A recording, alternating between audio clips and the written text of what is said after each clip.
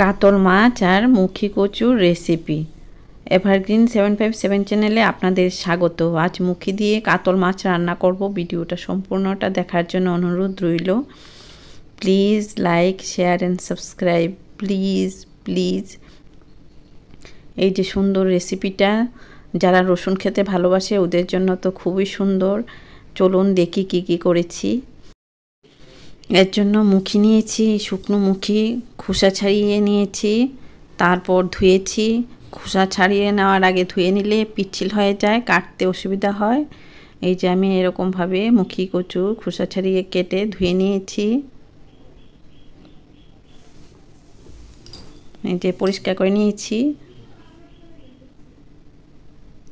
এই মুখী কচুর মধ্যে হলুদ দিয়েছি, নুন দিচ্ছি এই পরিমাণে।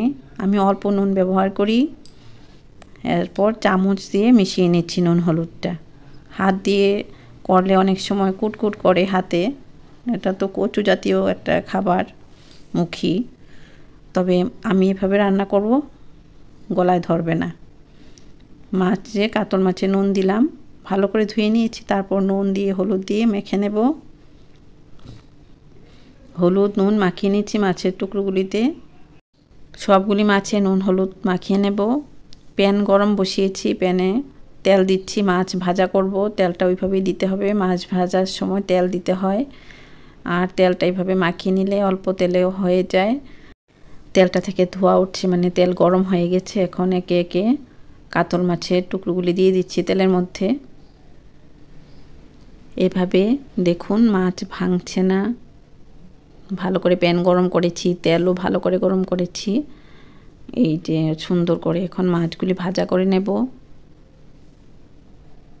প্যানটাকে ননস্টিক বানিয়ে নিতে হয় গরম করে, তাহলে আর মাছ ভাঙবে না। এই যে উল্টিয়ে পাল্টিয়ে মাছগুলি ভাজা করে নিচ্ছি। নতুন রাঁধুনিদের জন্য দেখিয়ে দিচ্ছি।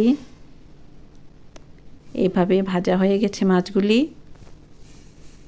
এখন এখান থেকে এগুলি তুলে নেব একে একে। যে ভাজাটা কীরকম হয়েছে আমি দেখাচ্ছি। এই যে এরকম হয়েছে ভাজাটা।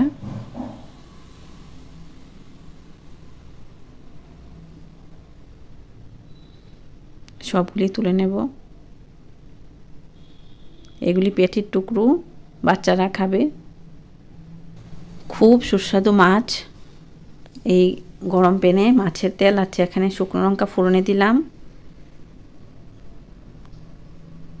শুকনো লঙ্কাটা ভাজা হচ্ছে, তেজপাতা ধুয়ে দিয়ে দিলাম তেলের মধ্যে। এই তেলেই রান্না করব, বেশি তেল দেওয়া ভালো না, ফ্যাটি লিভার হয়, হার্ট ব্লক হয়ে যায়। আর তেলের মধ্যে কালো জিরে দিলাম। কালো জিরেটা ফুটছে, এখন নুন হলুদ মাখা মুখীগুলি দিয়ে দিচ্ছি। এই প্যানের মধ্যে দিয়ে দিলাম। এখন এইভাবে মিশিয়ে নিচ্ছি।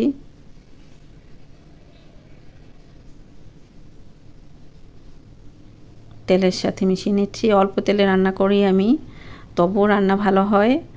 আপনারা যদি মনে করুন যে অল্প তেলে রান্না করব, তাহলে এই প্রসেসটা অনুসরণ করলে অসুবিধা হবে না, অল্প তেলে রান্না করতে পারবেন।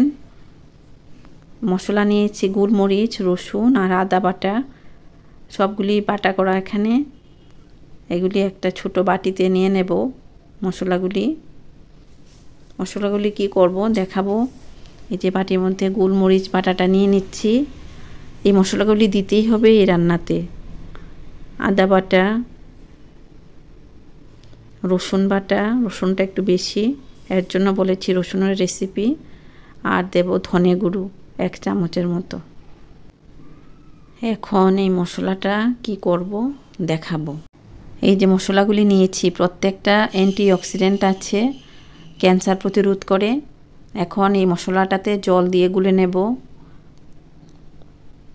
রসুন পেস্ট করা মানে বাটা, গোলমরিচ বাটা, আদা বাটা আর ধনে গুঁড়ো, এগুলি সুন্দর করে মিশিয়ে নিচ্ছি। মেশানো হয়ে গেছে। আর এদিকে মুখীগুলি ভাজা হচ্ছে। মুখীগুলি যদি এভাবে ভাজা করে রান্না করা হয় না, পিচ্ছিল হয় না। এর জন্য আমি মুখী সবসময় ভাজা করে রান্না করি, তাহলে পিচ্ছিল ভাবটা কমে যায়, খুব টেস্ট হয়। এভাবে আপনারা রান্না করে খাবেন, খুব ভালো লাগবে। মুখী কচু খেলে তো রক্ত হয়, সবার জন্যই ভালো।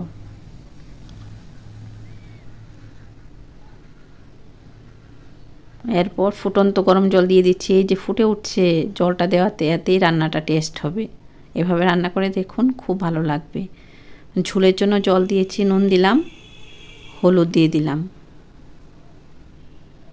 আর একটু হলুদ দিলাম, মিশিয়ে নিচ্ছি। এভাবে মিশিয়ে দিলে ভালো।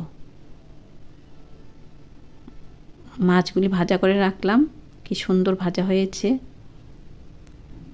আর ওই যে মশলাটা, মুখিগুলি সেদ্ধ হওয়ার পর এই মশলাটা দিয়ে দিচ্ছি। মশলাটা কিন্তু ভাজা করিনি, ঝোলের মধ্যে দিয়েছি। এভাবেই রান্না করুন, খুব উপকারী। রসুনটাও ভালো থাকে, রসুন খেলে তো হার্ট ব্লক হয় না। রসুনের উপকারিতা অনেক, চিরযৌবন থাকে, এভারগ্রিন থাকে মানুষ।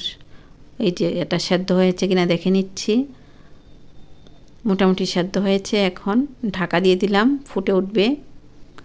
ফুটে ওঠার পর এই যে কাতল মাছের ভাজা টুকরোগুলি দিয়ে দিচ্ছি। ভাজা যে মাছগুলি করেছি, মিডিয়াম থেকে একটু বেশি ভাজা করেছি। সবগুলি মাছ দিয়ে দিলাম। মাছ থেকে মাছের জুস বেরোবে, খুব ভালো লাগবে। মুখী মাছ একাকার হয়ে যাবে মিলেমিশে। নতুন বন্ধুদেরকে স্বাগত জানাই।